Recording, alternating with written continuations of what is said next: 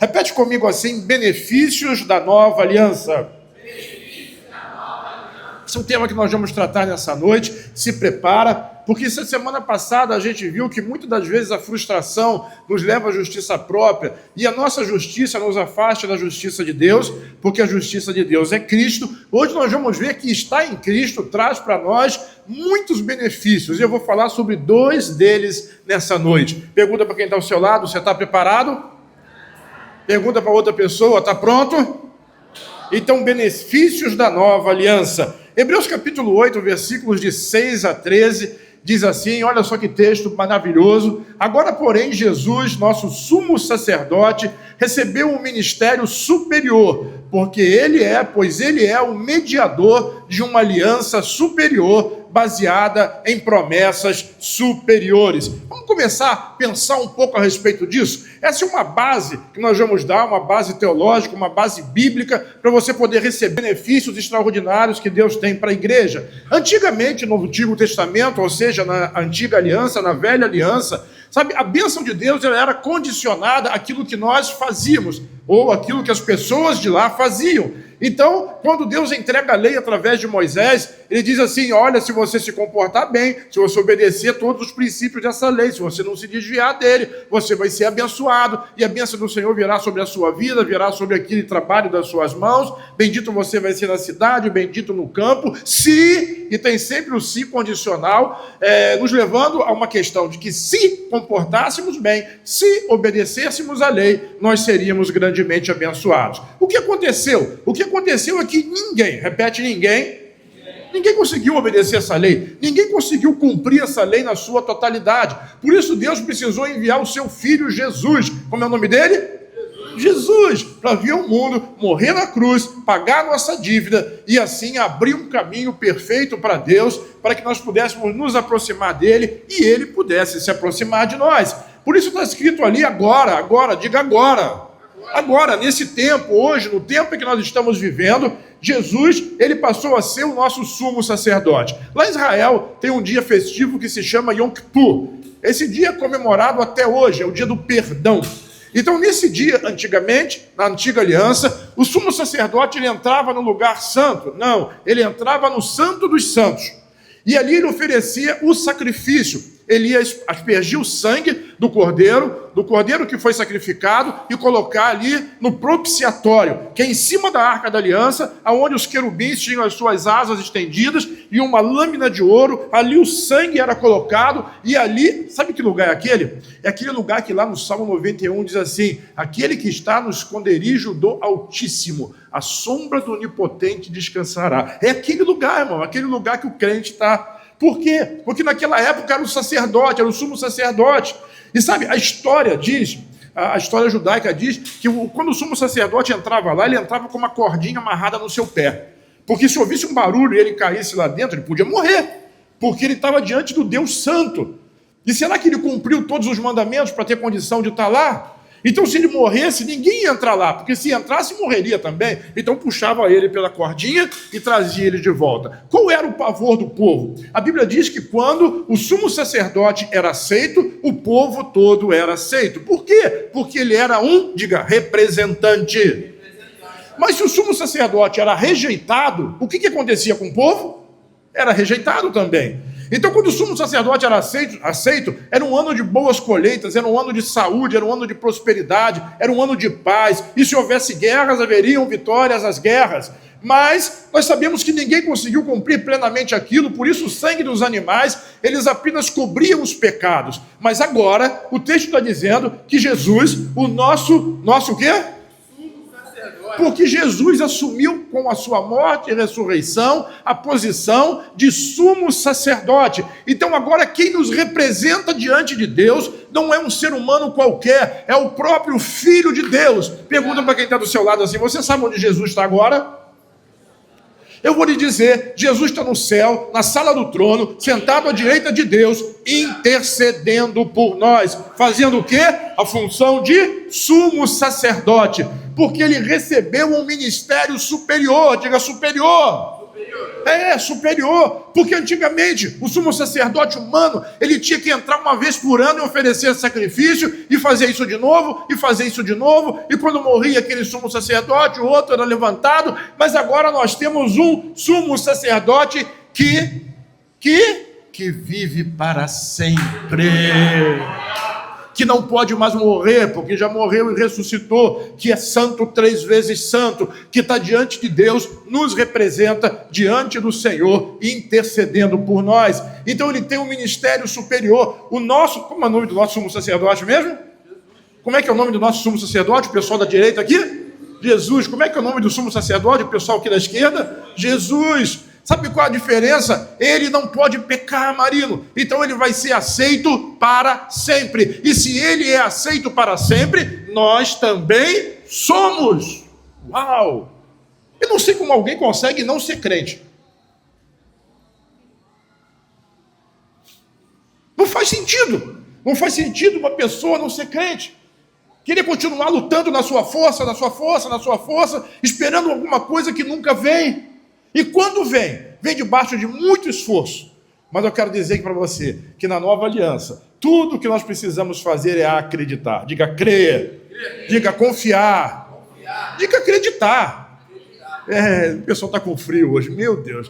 Então, aí sim, recebeu um ministério superior, é superior ao ministério do antigo sumo sacerdote. Por quê? Porque Jesus, ele é um mediador de uma aliança superior, é uma aliança que foi feita no seu próprio sangue, no sangue de Jesus, aquele que nós falamos quinta-feira passada, que o sangue clama, e que nós vamos continuar na próxima quinta-feira. Show de bola. Deus te dê graça. Então, nós estamos debaixo de uma aliança superior, porque o mediador dessa aliança é o próprio Jesus. E sabe o que mais? Essa aliança, ela está baseada, diga, promessas.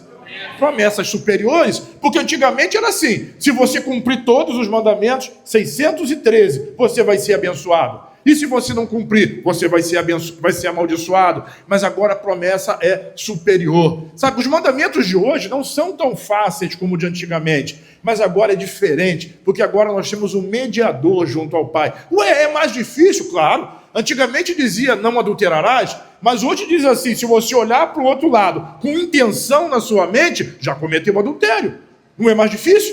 Quem pode cumprir a lei? Ninguém. Mas Jesus cumpriu em nosso lugar. Dá um glória a Deus aí, irmão. Dá um aplauso a Jesus nessa noite. Aleluia. Aquela igreja lá pega a gaça, lá é tudo fácil. Não é. Mas a dificuldade já foi paga na cruz em Jesus. E o nosso grande desafio é acreditar que a obra já foi consumada. Glória a Deus. Então nós estamos debaixo de promessas superiores, promessas que vêm da fé, do começo ao fim, sempre baseadas pela fé que nós temos na obra que Jesus fez. Jesus é o centro da igreja, Jesus é o principal da igreja, Jesus é a própria cabeça da igreja, Ele é o organizador e o fundador da igreja, e nós devemos crer nele. Essa é a base dos benefícios de Deus. O versículo 7 vai dizer assim: se a primeira aliança fosse perfeita, não teria havido necessidade de uma outra para substituí-la. Mas quando Deus viu que o seu povo era culpado, repete, quando Deus viu que o seu povo era culpado, diga culpado. Por que culpado? Porque a lei era boa, a lei nunca foi ruim. A lei é de Deus, foi Ele que deu. O problema é que o povo não conseguia cumprir, e como não conseguia cumprir, não conseguia satisfazer as justas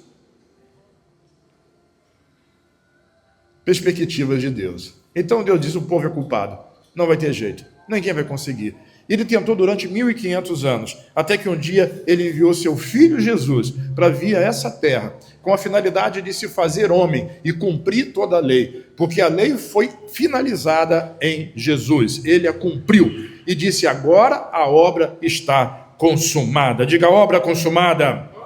Isso é maravilhoso. Deus viu que o seu povo era culpado e disse: está chegando o dia, diz o Senhor, em que farei uma nova aliança com o povo de Israel e de Judá. Repete comigo assim: esse dia já chegou. E essa aliança, versículo 9, diz assim: não será como a aliança que fiz com seus antepassados, quando os tomei pela mão e os conduzi para fora da terra do Egito. Não permaneceram fiéis à minha aliança, por isso eu lhe dei as costas, diz o Senhor. Hoje, diga hoje, Deus não vira mais as costas para nós. Diz amém. E essa é a nova aliança que farei com o povo de Israel depois daqueles dias, diz o Senhor. Porei as minhas leis em sua mente e as escreverei em seu coração. Serei o seu Deus e eles serão o meu povo. E não será necessário ensinarem a seus vizinhos e seus parentes, dizendo: você precisa conhecer o Senhor, pois todos, desde o mais humilde até o mais importante, me conhecerão. Como é que isso acontece? Acontece porque Deus escolheu habitar dentro de nós. Ele testifica conosco, não de fora para dentro, mas agora ele habita dentro de nós, na pessoa do Espírito Santo. Ele vive em nós. A lei perfeita de Deus agora é o Espírito Santo habitando em nós. É Ele que nos conduz, é Ele que nos guia, é Ele que nos convence de que nós somos justos aos olhos do Pai, é Ele que nos convence que o amor de Deus cobriu a multidão de pecados, é Ele que nos convence que o diabo está vencido e que nós somos mais do que vencedores em Cristo Jesus. Tem algum crente aqui hoje? Diz amém. Aquece esse frio. Se você está com frio, levanta, pula, dá pausa a Jesus, que tu vai sair daí quente hoje, em nome de Jesus. Vira para quem está do seu lado e diz: eu estou vendo, tem um fogo aí debaixo do seu pé. Vai incendiar, vai queimar. Você vai receber hoje dos benefícios de Deus para você em Cristo Jesus. Quem está preparado diz amém? Eu vou dizer para você agora a principal cláusula da nova aliança. Está preparado? Versículo 12. Veja lá, vamos ler juntos? E eu perdoarei a sua maldade e nunca mais me lembrarei dos seus pecados. Vamos ler de novo? Acho que você não entendeu bem. E eu perdoarei a sua maldade e nunca mais me lembrarei dos seus pecados. Dá um glória aí, irmão, dá um forte aplauso ao Senhor Jesus.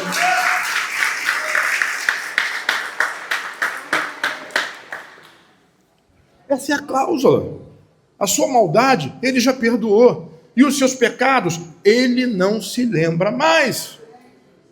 Então, quando você vai fazer uma oração, e diz: Senhor, tem misericórdia de mim. Tem misericórdia de mim porque essa semana eu fiz isso, eu fiz aquilo outro. E isso é pecado. E eu estou tão arrependido. E eu não quero fazer mais isso. Mas toda vez que eu tento não fazer, eu acabo fazendo de novo. E quando a sua oração chega lá, Deus fica pensando assim: mas do que Ele está falando?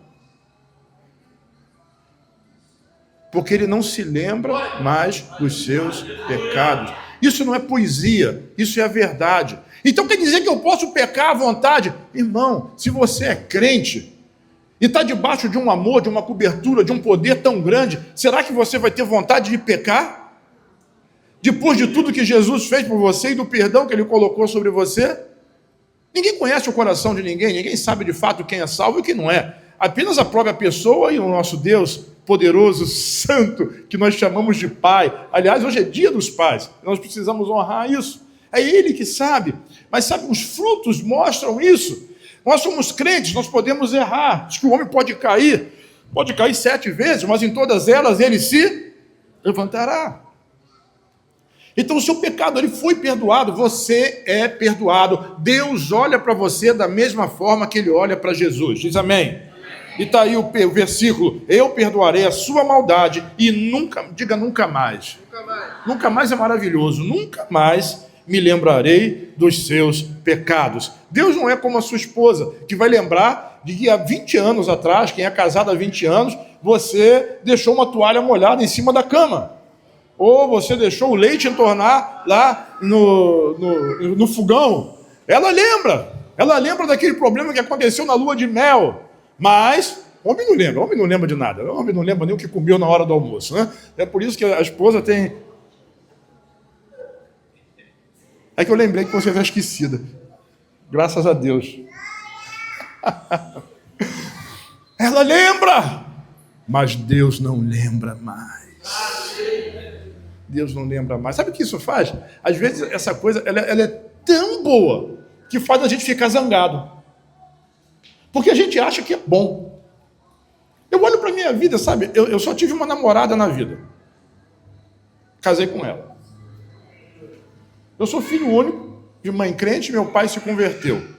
Nunca provei uma bebida alcoólica, nunca fumei, nunca cheirei, nunca fui num baile, nunca fui em lugar nenhum. Na minha época de jovem, ir no cinema era pecado. E no circo nem pensar. Era o jugo da lei pesado.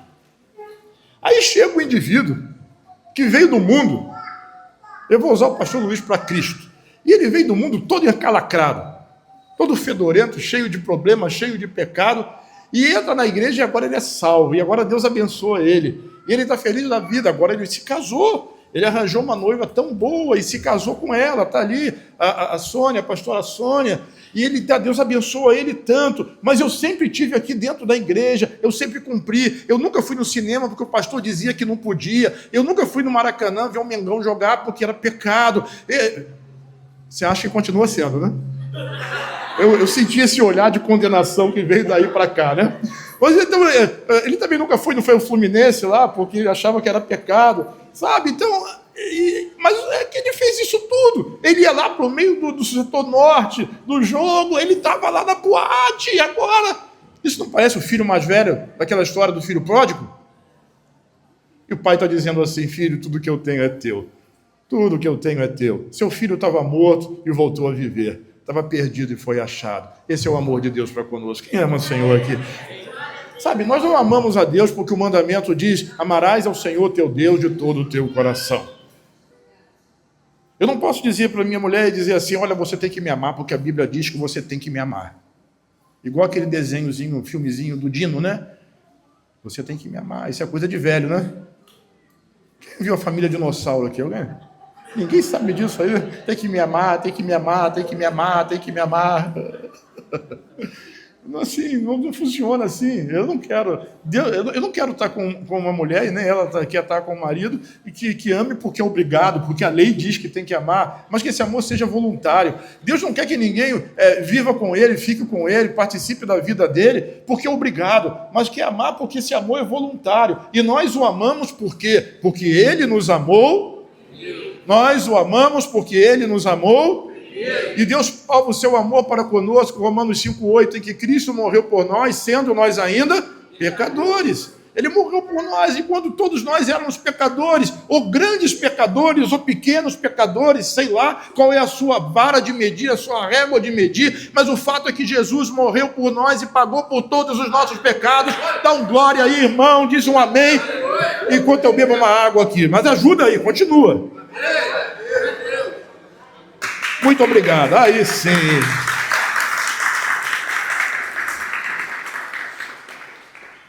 Então, o versículo 13 diz: quando Deus fala de uma nova aliança, significa que tornou obsoleta a aliança anterior. Agora é a nova. Aquilo que se torna obsoleto e antiquado, logo vai desaparecer.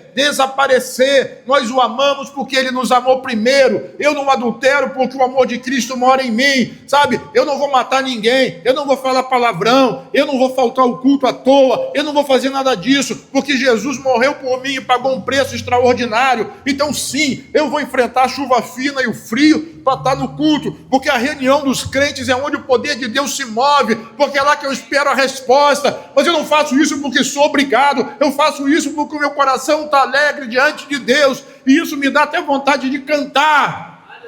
Calma, não vou cantar, é só vontade, já passou. Pode valer um divórcio se eu ficar cantando aqui. Então isso é muito complicado. Melhor não. Quem está comigo diz amém. Vamos ver alguns benefícios, então, da nova aliança. Isso é maravilhoso. Nós temos um sumo sacerdote que é eterno e perfeito. Qual o nome dele? Jesus. Nós temos uma aliança superior, que não é baseada simplesmente na nossa capacidade de cumprir lei.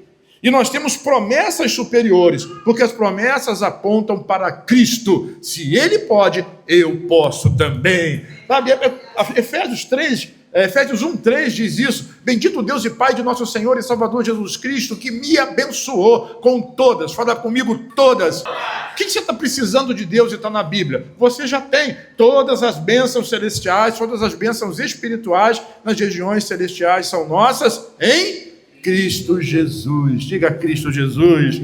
Isso é maravilhoso. Mas eu quero falar hoje a respeito de dois benefícios especiais. Essa aqui era só uma base para você compreender por que Deus abençoa você. Então hoje nós vamos ver 2 benefícios maravilhosos ligados à nova aliança. Repete comigo assim: Jesus banca a restituição. Quem é que banca? O que é bancar? Bancar é quando você vai para a pizzaria e o John senta lá na mesa, na cabeceira da mesa e diz: hoje a conta é comigo. Ele bancou a despesa. Bancar, Marina, é quando você me convida para a churrascaria e diz assim: não se preocupa com nada, eu vou pagar tudo. Isso é bancar. Oh, meu Deus. Glória ao Senhor. Responde, Jeová. Jesus é aquele que banca a restituição. Sabe, isso é maravilhoso. Ano passado nós pregamos muito sobre restituição, foi o ano da restituição, e às vezes a gente não atingiu, não alcançou a restituição esperada, porque a gente não compreendeu alguns detalhes, mas hoje nós somos mais maduros, mais crescidos na fé, e Deus está trazendo revelação nova para nós. Diz amém. Sabe, a restituição, ela não está baseada em quem deve a você, mas é o próprio Jesus que vai bancar a sua restituição. Não é como o governo, que você entrega um imposto de renda e depois fica na expectativa de se vai ou não receber restituição. Eu nunca recebo restituição do governo, eu só pago o imposto. Mas eu quero dizer uma coisa para você. Independente do governo ser bom ou ser ruim, não quero entrar em questões políticas aqui, mas eu vou lhe dizer alguma coisa. Eu pago bastante imposto, sabe? E eu digo: Senhor, traz restituição para mim, traz restituição para mim. Eu pago o plano de saúde, mas Senhor, dá saúde para minha família. Eu pago muita coisa, mas Senhor, eu preciso disso, eu preciso daquilo. Por quê? Porque aquele que me restitui é o Senhor. E daqui a pouco você vai entender um pouco mais sobre isso. Olha só, restituição então fala de recuperar com lucro. Diga: com lucro. Tá bom, se você não quer com lucro, então você não vai recuperar e vai ter prejuízo. Diz prejuízo. Então fala lucro. Ué, mas ninguém fala lucro, eu estou pensando: olha, quer ter prejuízo? Tudo bem. Ué? Que seja feita conforme a sua... conforme a sua fé, conforme você crê. Eu creio no lucro e na bondade de Deus. Então vamos continuar. A restituição fala de recuperar com lucro coisas que já eram nossas e nós perdemos ou fomos roubados. E eu vou dizer mais uma vez, melhor ainda, é que quem vai nos restituir não é quem nos roubou, mas é o próprio Jesus. Ele é o restituidor. Quer ver na Bíblia isso? Salmo 69, versículo 4. Bota para mim aí, meu jovem. Você que está aí no YouTube, permita virar de costa um pouquinho, porque isso é tão importante. Os que sem razão me odeiam são mais do que o quê? Os fios de cabelo da minha cabeça. Isso é um salmo messiânico. Muitos são, sem motivo, os meus inimigos. Muitos os que procuram destruir-me. E eu, diga, sou forçado a devolver o que não roubei. Vamos ler a última frase? Sou forçado a devolver o que não roubei. Ei, meu Deus, meu Deus, meu Deus. Vamos abrir semana que vem uma alfabetização aqui. Vamos lá.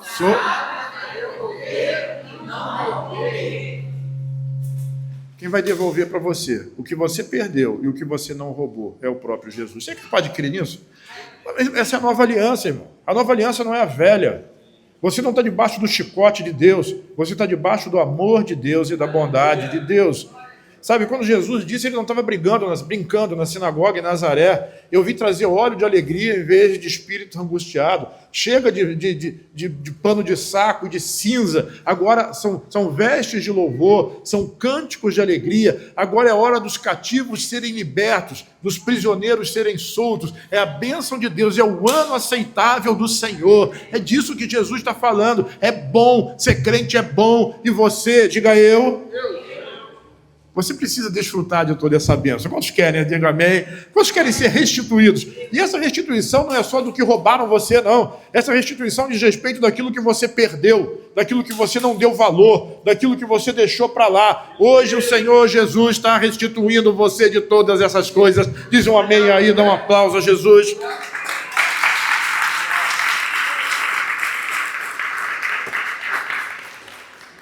Então Jesus que vai nos restituir. Olha só, Zacarias capítulo 9, versículos 11 e 12, o profeta Zacarias diz assim: quanto a você, Sião, diga Sião, por causa do sangue da minha aliança. Que sangue é esse? É o sangue do cordeiro? É o sangue da ovelha? É o sangue do touro? É o sangue da pomba? Não, é o sangue de Jesus. Quanto a você, Sião, por quê? Porque o Monte Sião aponta para o Monte da Graça, para o lugar onde o Espírito Santo foi derramado, e 3.000 pessoas no dia de Pentecostes se converteram ao Senhor. Isso remonta lá no Antigo Testamento, porque no dia que a lei foi entregue, Moisés, quando desceu do monte, o povo tinha pecado, e naquele dia que o povo recebeu a lei e pecou, 3.000 pessoas morreram. Agora o Espírito Santo está promovendo uma vida nova e salvação para 3.000 pessoas. É o Monte Sião. Você não está mais debaixo da lei do Monte Sinai, mas você está debaixo da graça que centraliza-se no Monte Sião,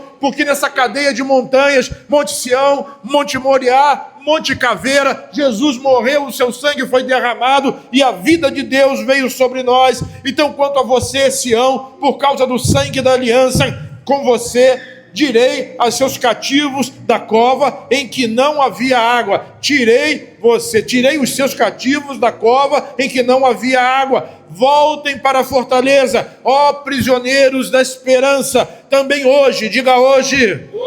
Anuncio que lhes. Uau! Quantos querem ser restituídos em dobro? Dá um glória aí, irmão. É de Deus para você, é de Deus para a sua vida, é de Deus para a sua família. Restituição em dobro, por causa do sangue da aliança. É tudo por causa de Jesus. Não é porque você é bonzinho, não é porque você se comporta bem, não é porque você tem um título, não é porque você é diácono, é obreiro, é pastor, é querubim ungido, é santo dos santos. Não, é porque Jesus morreu no seu lugar. E agora, assim como Jesus é, eu sou também nesse mundo. Deus ouve a sua oração. Você não ora mais porque não acredita nisso. Você não pede coisas grandes porque não acredita nisso. Diz amém, irmão. Rapaz, ore coisas grandes. Claro que não é coisas para você se beneficiar, né? Marido me aborreceu porque ele não consertou o ar-condicionado. Eu vou morrer para o braço dele cair. Não, isso não. Isso não está na Bíblia. Deus não vai abençoar um negócio desse. Desculpa, marido, seu braço não vai cair. Vai ter força para trabalhar muito e ganhar muito dinheiro para abençoar a igreja, a sua família, em nome de Jesus. Sabe, não é esse tipo de oração. Genildo olhou para mim ali e riu. Ontem eu conheci a família dela. Que família bonita, hein? O genro nem tanto. Que família bonita. Ontem a festa foi muito bom. Revi os pais do John. Falei para o seu pai, deve haver café, a gente precisa conversar. Hein? Não, pastor, vamos conversar. É isso aí. Comunhão do crente é muito bom, irmão. É muito bom, muito bom. Coisa linda. Diz amém. Amém. Vamos continuar a restituição? Porque até isso é restituição. Isso é uma oportunidade grande de nós sermos restituídos de coisas que nós perdemos e de alegrias que nós não temos mais.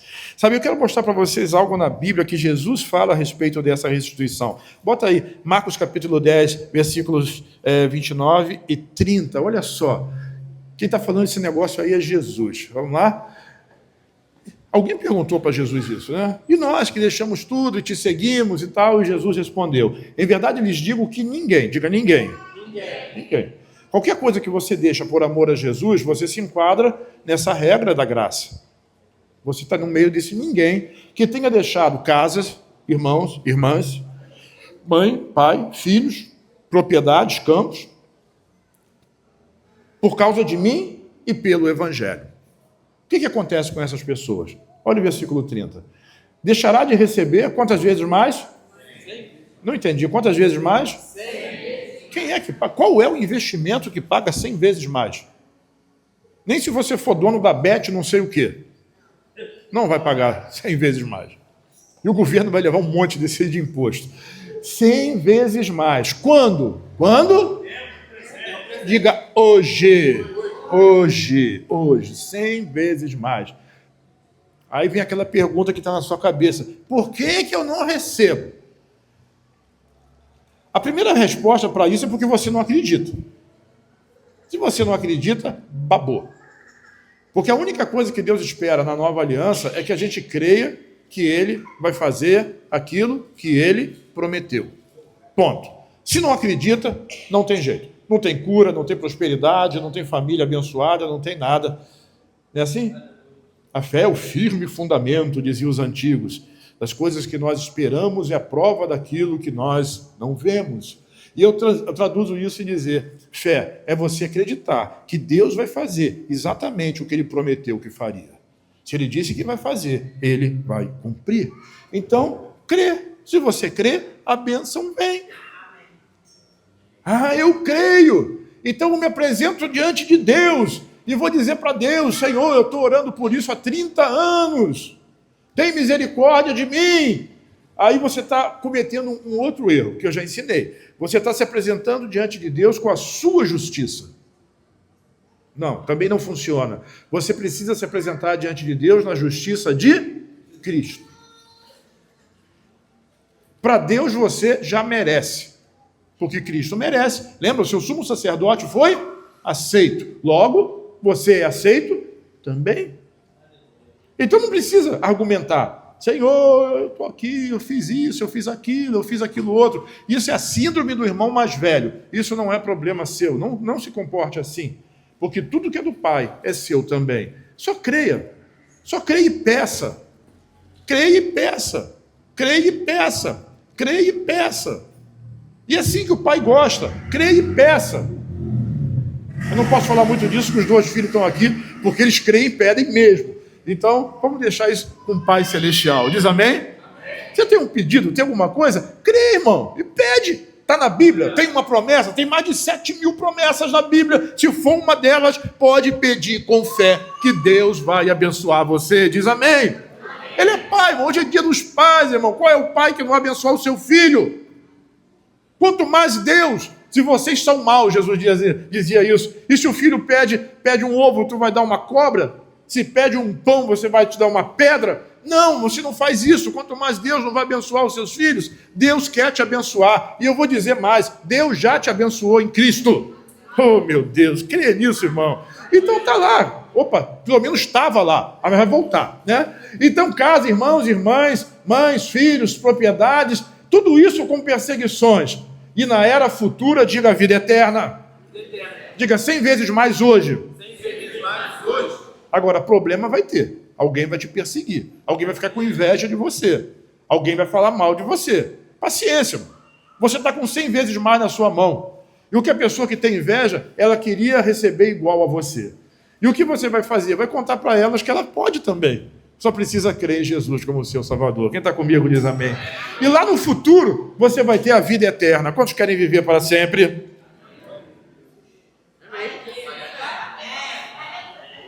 Será que alguém quer morrer para sempre?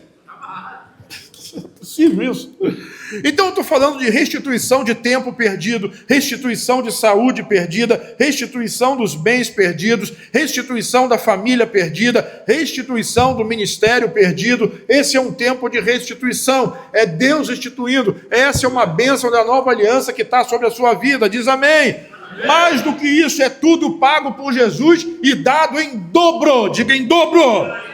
Então restituição fala de coisas que eu tinha e que vai ser devolvido para mim em dobro. Mas eu quero dizer para você que tem algo melhor. Tem coisa melhor do que ser restituído? Tem sim. Quantos querem receber isso? Diz amém. Amém. O novo de Deus chegou. A gente canta isso, né? As canções, os poetas falam muito a respeito disso. Mas o que eu quero te dizer, e esse é o segundo benefício, que Deus preparou muito mais do que você pode imaginar. Então, ser restituído daquilo que você perdeu ou foi roubado é maravilhoso. Muita graça de Deus, muito favor de Deus sobre a sua vida. Mas o que eu quero lhe dizer é que tem mais. Deus quer nos dar algo novo. Tem algo novo de Deus para você. Ou seja, algo que você nunca teve antes. Deus quer dar algo para você que você nunca teve antes. Diz amém. Eita nós. Isaías capítulo 43, versículo 19. Olha só que profecia extraordinária. Vejam, eu farei uma coisa nova. Deus está fazendo algo novo. Eu farei uma coisa nova. Ele está prestes a acontecer. Essa coisa nova está chegando. Vocês não perceberam ainda, não prestaram atenção. Ele diz assim: até no deserto vou abrir um caminho e riachos no ermo. Deus está fazendo algo extraordinário, Deus está fazendo coisas novas, abrindo portas novas, coisas novas para nós, coisas novas para você, coisas que ainda não aconteceram com você. Se você é solteiro, você vai casar, é algo novo. Se você é casado, você vai ter filho, é algo novo. Isso, se você tem um emprego, Deus vai te dar um emprego novo, muito melhor, numa nova área, com um salário que você nunca ganhou antes, isso é algo novo. Um negócio que você nunca teve, isso é algo novo. Pode ser um dom novo que Ele está dando para você, um ministério novo que você vai receber do Senhor. Pode ser uma amizade que vai mudar a sua história, alguém que vai te potencializar como homem ou como mulher de Deus. Então a nova aliança, ela em si já é algo novo de Deus para nós. E agora as portas dos céus, diga porta dos céus. Tem alguma coisa melhor do que as portas dos céus estarem abertas? Tem ou não tem? Malaquias 3,10 diz assim: trazei todos os dízimos à casa do tesouro. Vai pedir dinheiro, pastor? Eu não. Mas fica à vontade, o gasofilácio está ali, tá? O Pix da igreja está aí também, se Deus falar com você. Mas lá diz assim: trazei todos os dízimos à casa do tesouro para que haja mantimento na minha casa. E Deus diz assim: depois fazei prova de mim. Quando a gente olha para a oportunidade de fazer uma oferta, de entregar o dízimo, de entregar uma primícia, e a gente rejeita essa oportunidade, você está dizendo que não acredita naquilo que Deus prometeu. E isso é muito grave. Deus não tem problema com pecado, porque todos os seus pecados já foram perdoados. Eu ensinei isso quinta-feira, né? Vocês precisam vir no culto quinta-feira, porque senão não pode ficar ensinando de novo. Aí não dá tempo de fazer isso. Mas Deus já pagou pelo seu pecado, Jesus já pagou pelo seu pecado. E quando você rejeita uma bênção de Deus para a sua vida, é como se você estivesse dizendo assim: o sacrifício de Jesus por mim não tem valor, eu não preciso dele. Mas lá Malaquias capítulo 3 diz assim: então fazei prova de mim. E a promessa é: eu vou abrir sobre vós uma porta. Não, ele diz: eu vou abrir sobre vós as janelas dos céus e vou dar para você uma bênção tal. Oh, meu Deus, essa é uma oração. Que bênção tal é essa? É uma bênção que ele nem diz qual é. É algo que você nunca viu, é algo que você nunca teve, é uma bênção tal. É uma bênção tal que é dada para quem? Para quem dá dinheiro, não é para quem acredita, irmão. Dinheiro é só um método de você provar a sua fé, nada mais do que isso. Vamos fazer uma oferta de ouro aqui? Quem está comigo diz amém. 3 ou 4. Vamos pegar todo o ouro que você tem. Talvez isso seja o mais precioso que o ser humano possa ter, o metal. Mas Deus diz assim: eu sou o dono do ouro e da prata. E quando você for para o céu, em vez desse asfalto preto feio, aí você vai andar em ruas de ouro e não vai escorregar.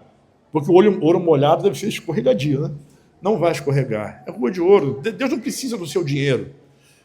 Dinheiro é só uma oportunidade para você mostrar, materializar a sua fé, como você acredita nele. Você acredita nele, o seu sustento, porque ele tem cuidado de nós. Deus quer fazer algo novo e muito maior por nós, irmão. Creia nisso, aceite isso, receba isso. Ele quer te abrir algo que você nunca teve. Efésios capítulo 3, versículo 20 e 21. Olha só, o texto diz assim: aquele que é capaz de fazer, lê lá para mim aquela palavra, infinitamente mais do que tudo que nós... Qual foi a oração maior que você já fez para Deus? Seja lá qual for, Deus pode fazer infinitamente mais do que você pediu, pensou, porque tem aquela oração que você pensa, mas nem tem coragem de fazer, mas Ele pode dar. Ele dá para você mais do que tudo que você pediu, pensou. Segundo o quê? Segundo o poder seu? Segundo o seu mérito? Não. Segundo o poder dele, segundo o poder dele, de acordo com o seu poder que atua em cada um de nós. A ele seja a glória na igreja, em Cristo Jesus, por todas as gerações, para todos sempre. Diga amém. Então eu estou falando de uma promessa eterna, de algo novo de Deus, não apenas para aquela geração, mas para todas as gerações, até que Ele venha. Quando a gente pensa nisso, vamos lá no Velho Testamento rapidamente. Um dia Jacó estava fugindo de casa. Tem muita gente que está fugindo de casa, fugindo da igreja, fugindo da presença. E ele chegou no lugar e colocou uma pedra, dormiu em cima daquela pedra e teve um sonho. E naquele dia Deus mostrou para ele, naquela noite Deus mostrou para ele algo novo. Ele viu a janela do céu aberta e um redemoinho, uma escada que descia do céu até aquele lugar. E ele ficou maravilhado e chamou aquele lugar de Betel. Fala Betel. Betel, casa de Deus, algo novo, nunca ninguém tinha visto aquilo. Moisés, ele viu muitas coisas novas. Entre elas, eu quero destacar uma: o mar se abrir e ele passar em pezinho seco. Ele, 3 milhões de pessoas passando em pés secos. Algo novo. Josué viu o Jordão ser represado. E quando o Jordão é represado, as águas que formaram um grande lago daquela represa atingiram, você vai ler na Bíblia, no livro de Josué, até a terra de Adão. Por quê? Porque a salvação de Deus, ela não é simplesmente para o futuro, ela também atingiu o passado. Você já ouviu dizer que a salvação, que a cruz está fora do tempo? Jesus salvou na cruz desde Adão até a última pessoa que nascer nesse mundo. Jesus está fora do tempo, a cruz está fora do tempo, por isso ele é abençoador. Então Josué viu essas coisas todas. Josué viu a muralha de Jericó cair como se fosse um efeito dominó. Então aquela muralha começou a cair, mas quando chegou na casa de Raabe, o que Raabe era? Ali parou. Deus salvou o prostíbulo, Nelson. Por quê? Porque Raabe creu. Que justiça tinha nela? Nenhuma, a não ser a fé. Ela botou lá o cordão escarlate, o cordão vermelho, que representa o sangue de Jesus. E aquele era o sinal. Sabe, coisas novas. E Josué viu muito mais. Quem fez uma oração como essa? No meio da guerra, ele mandou o sol parar. E a lua parar. E parou. Até que Josué pudesse ganhar a batalha. Coisas novas, eu estou dizendo que Deus quer fazer coisas novas. Às vezes a gente fica pensando nisso e pensa em coisas extraordinárias, mas Ele quer fazer do seu coração voltar para o coração da sua esposa, porque às vezes estão casados há tantos anos, mas a paixão esfriou, mas Deus quer fazer algo novo, quer fazer uma... Você sabia que o restaurador ele é capaz de fazer coisas muito boas, né? Mas ele está sempre restaurando. Então, se ele vai restaurar uma peça, o máximo que ele consegue fazer, se for muito bom, é fazer com que aquela peça fique exatamente igual ela era antes. Vamos restaurar essa parede? Então o restaurador vai fazer essa parede, vai fazer ela tão boa quando ela foi feita pela primeira vez. Mas quando Deus bota a mão para restaurar alguma coisa, Ele faz melhor do que era. Sabe, quando Ele restaura a sua saúde, Ele vai te dar mais saúde do que você tinha antes. Não é só uma restituição, Ele está fazendo algo muito maior. Sabe, se o seu casamento tem um problema, Ele vai te dar um casamento muito maior e muito melhor do que aquele que você tinha antes. Diz amém, irmão. Sabe, se Ele vai restituir você ou te abençoar com favor, com poder, com riqueza, Ele vai te dar muito mais. Deus quer fazer muito mais. No Novo Testamento não foi diferente. Pedro, ele não apenas viu, sabe? Ele não apenas viu Jesus andando sobre as águas, mas ele teve a oportunidade de andar também. Coisas novas, eu estou falando de coisas novas. Paulo viu o céu, mas Deus disse para ele: não conta para ninguém aquilo que você viu.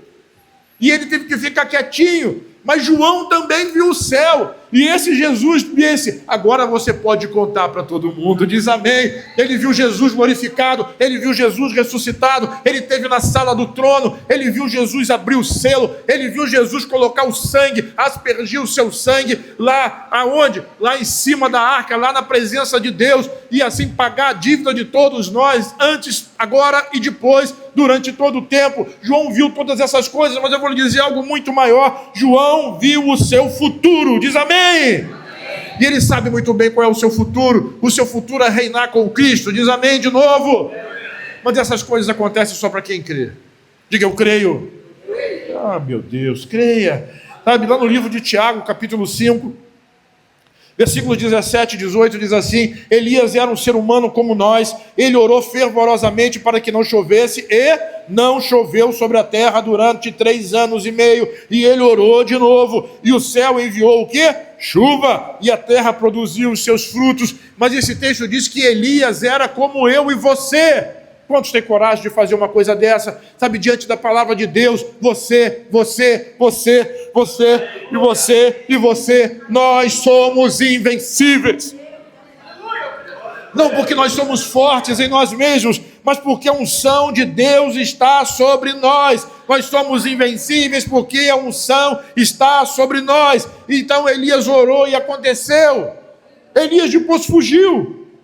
Por quê? Porque ele era tão frágil como nós. Mas ele era um homem de fé, e ele não se negou à palavra da fé, à oração e à declaração da fé. Sabe, Deus quer fazer algo novo na sua vida, Deus quer fazer algo tremendo na sua vida, você precisa receber de Deus, isso é um benefício de Deus para você e para mim, algo novo da parte dele. Então, assim como Elias, Deus quer fazer conosco também. Então, o que eu vou lhe dizer? Peça, diga pedir, busque, diga buscar, bata, diga bater, até que a resposta venha. Jeremias capítulo 33, versículo 3 diz assim: clama a mim, e eu responderei. Clama a mim, e eu responderei, e lhe direi coisas grandiosas e insondáveis que você não conhece. Deus quer revelar coisas extraordinárias sobre a sua vida. Deus quer revelar coisas grandes, coisas que você não sabe, coisas que você ainda não entende, mas Deus quer trazer revelação sobre você. Ele quer derramar glória sobre a sua vida. Tem alguém aqui comigo? Diz amém.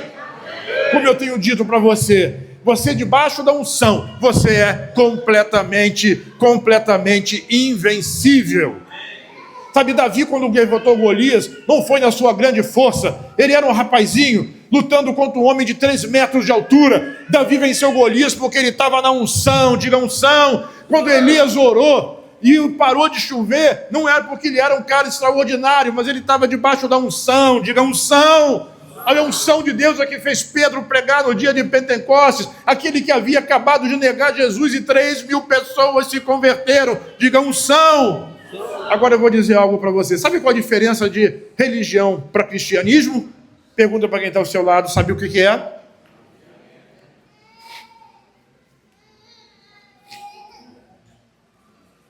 Esse tempinho é para eu tomar fôlego e é para você pensar. Religião é aquilo que você pode fazer para Deus. Então você pode tocar teclado. Levou um susto aí? Então você pode tocar teclado. E se esforçar muito para isso, isso pode ser só religião. Você pode pregar, e pode pregar muito bem, estudar muito, ter muito conhecimento, mas isso é só religião. Você pode liderar uma célula, você pode estar à frente do ministério, isso é só religião. Religião são as coisas que nós fazemos para Deus. Quando Jesus disse lá, no capítulo 11, versículo 28, ele falou assim: vinde a mim todos que estão cansados e sobrecarregados, e eu vos... Ele estava falando, querido, ele estava falando cansado da religião.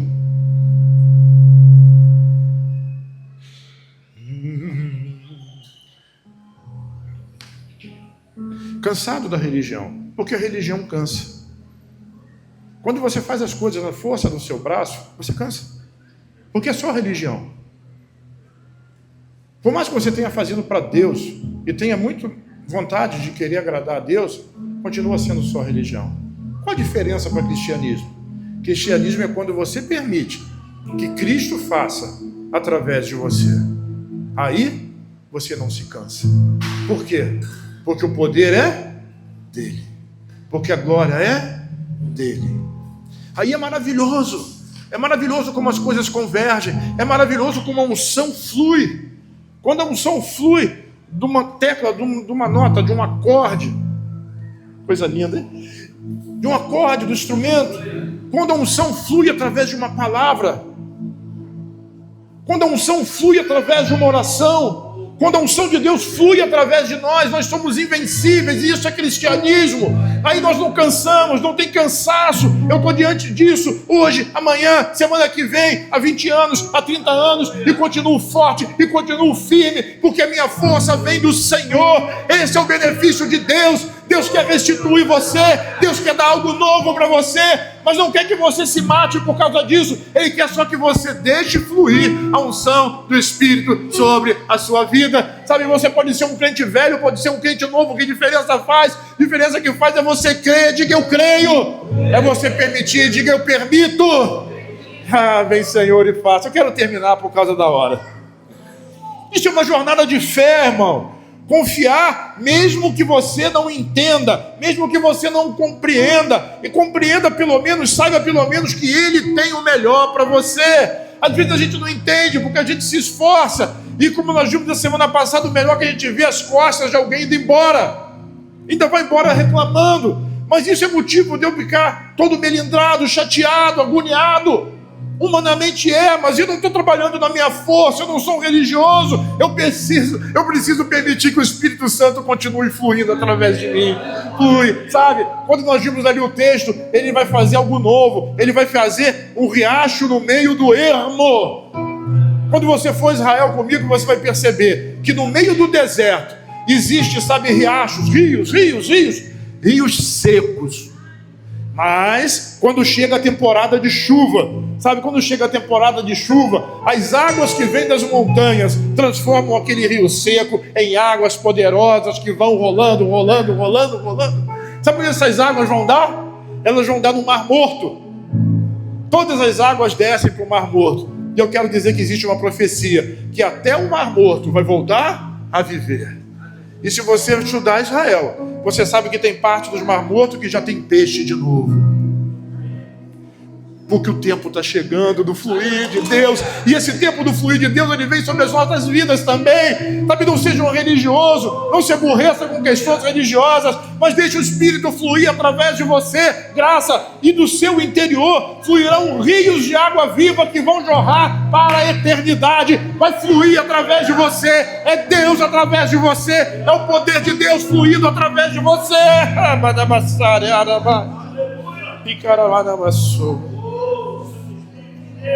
Para completar, Romanos capítulo 11, versículos 33 e seguintes, diz assim, olha como Paulo fala daquilo que ele não pode falar.